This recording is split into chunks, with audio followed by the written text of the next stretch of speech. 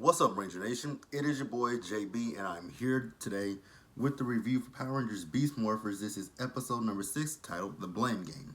So, you guys, without further ado, let's go ahead and just jump into this video. Now, before we do get into this video, I do want to ask the question of my Ranger Nation fans. Now, you guys know I do have Battle for the Grid. I think this week when I get paid, I'm going to, renew my subscription with my PlayStation so I can play online. So if you guys have PS4, leave your gamer tags in the comment section below. Also, here's a question that I have for you guys.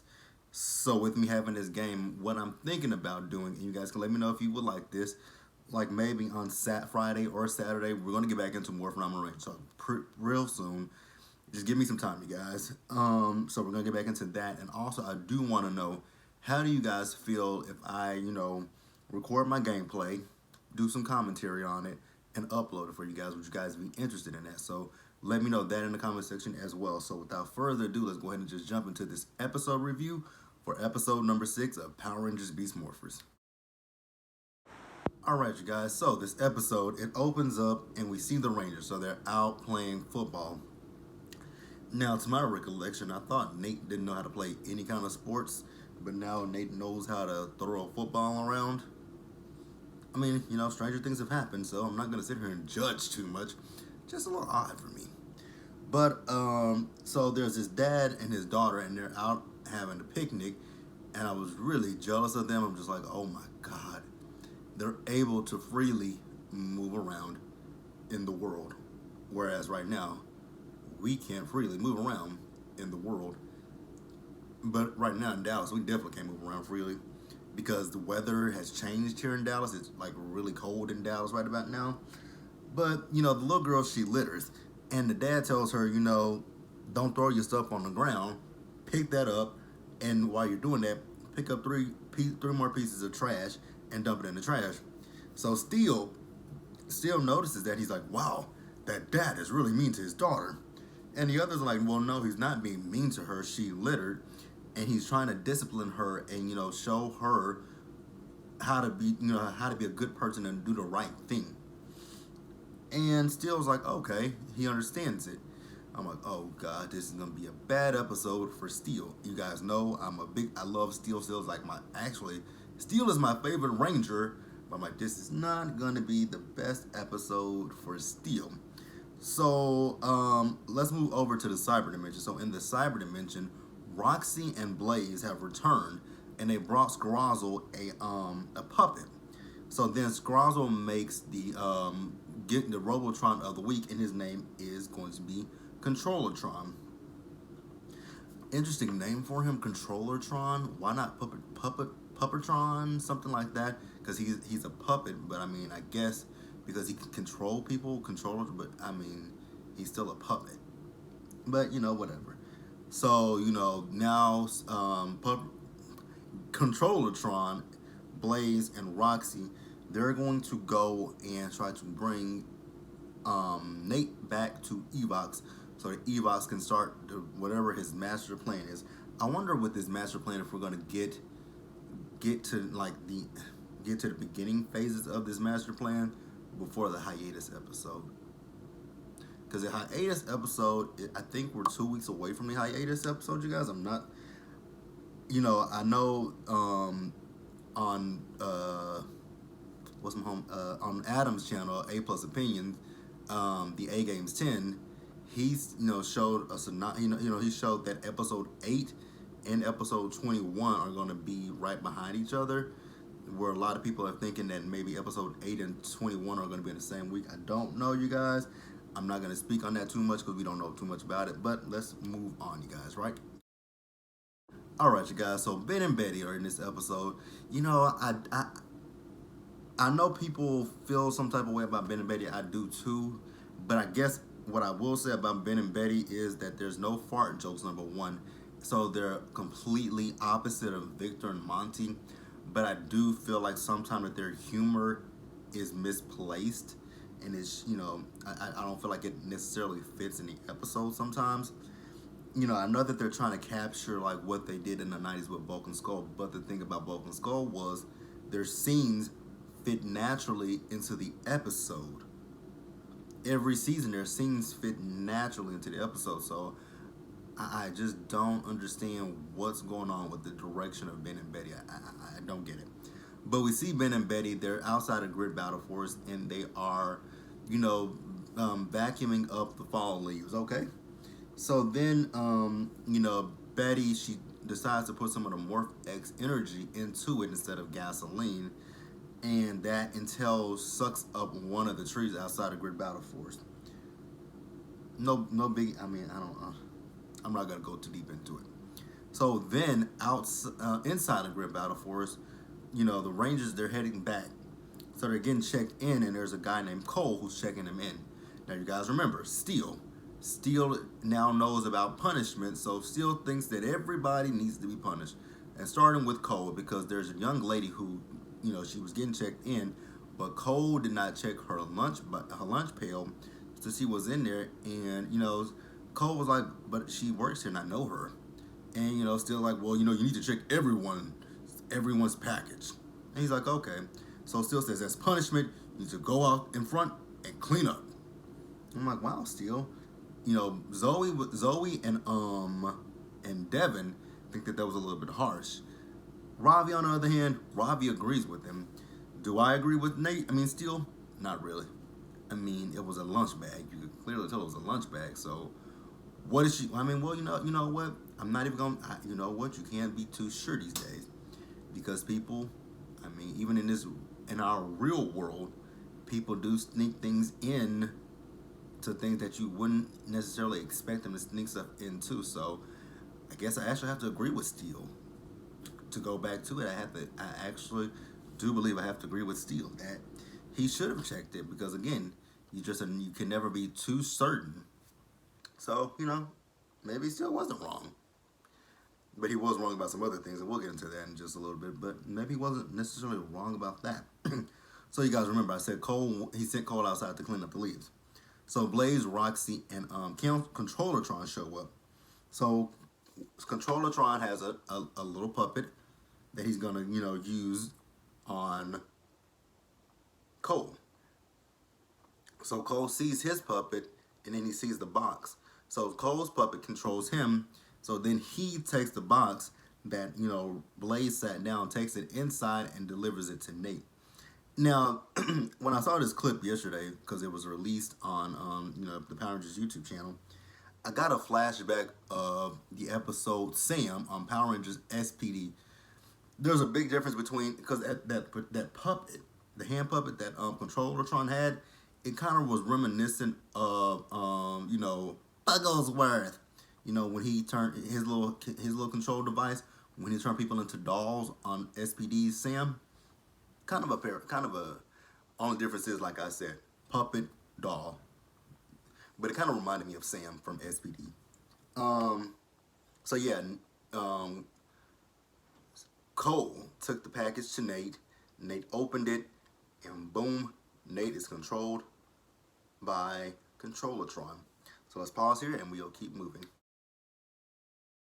Alright, you guys, so we see the others at the Riptide Gym. We see Steel, Zoe, Robbie, and Devin. They're at the Riptide Gym. No Nate. And they ask where Nate is, and Steel's like, Nate's back at the lab. So, Steel is telling them how, he is helping to better his fellow human. And he tells them everything that he's done. So at Grid Battle Force, there were some people in the cart. They were speeding. He told them to go, did he tell them to go clean the toilet? Yes, he told them to go clean the toilet because they were speeding. There was a girl whose shoestrings were untied. He got on her about her shoestrings being untied. I'm like, now Steel, that's not a big one, her shoestrings being untied. I mean, when you walk, your shoes loosen up, and what happens? Your shoestrings loosen up. So, they're telling Steel, like, Steel, you're overreacting. And then one of the workers at the Riptide Gym comes up, and he's chewing gum. And, Steel is like, are you chewing gum? He's like, yes. That's not a part of the, that's a rule that you shouldn't be chewing gum. Spit it out. I'm like, Steel, you're doing too much. And Steel was about to punish him. And Devin was like, whoa. Chill out, Steel. Chill. Cool. You good, bro. You good. So Steel is tripping. Like, Steel is tripping out.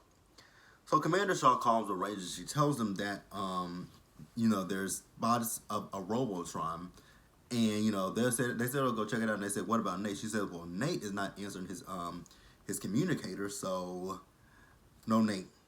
So then the Rangers, they find the Robotron, and they see Nate morphed. They think that Nate is is helping fight the Robotron, but then they soon realize that Nate is being controlled by the Robotron. So then the Rangers, they morph into battle, and they battle with Nate, who calls on the Tronics. So they're battling both Nate and the Tronics. So excuse me, y'all. So the Rangers do end up defeating the Tronics, and Nate and Controllertron go back to the cyber dimension where Nate is helping Evox hatch his plan. Now we still don't know what that plan is, but like I said, I wonder if I feel like we're building up toward that plan, kind of like what happened last season with the Cybergate opening. I feel like we're building up, and I feel like by the mid-season finale, we will have that plan in action, getting ready to go into the second half of the season. Wow, you guys, the second half of the season. I can't believe we're already in April, and the season is coming to a close pretty soon. Wow, man, I can't believe that. And I just wonder what the fate of our next season is going to be because of the whole situation that's going on in the world right now, which I'm not going to talk about it. But I just wonder what the fate of Ryu Soldier's adaptation is going to be. I know that they're still casting, but when are they going to start filming? And another question is, are we still having Power Morphicon this year? I know Power Morphicon is in September, but the way things are lined up right now, because I know right now here in Dallas, our order is still, it was until April 29th. Now they push us out to May 20th. Like, really? We just started April. Are you serious? Let's get back into the show, you guys. I'm just going to keep moving. All right, you guys. So, at Grid Battle Force, Steel has found Cole because they found out that Cole is the one that brought in the puppet that is controlling Nate. So they take him to Commander Shaw, and they show Commander Shaw the footage of everything. So Commander Shaw asks, Cole to explain himself. Cole says he really can't explain himself because he doesn't remember. Everything is really foggy. It feels like that's an excuse, and you're fired. And Zoe's like, wait, that's a little bit harsh. And Commander Shaw's like, no, he's right. I agree with Steel. He did bring that he brought the puppet in, and the package didn't get checked, and he has a history of doing this as well. So unfortunately, I do agree with Steel. And so he's fired. And so, now before the Rangers went in there with Commander Shaw, Ben and Betty came up to Devin and told him that they think that they spotted Nate out back. So Devin is out back. And, after they fired Cole, the alarm sounded, and there's a Gigadrone in the city. So Commander Shaw calls, Devin to let him know.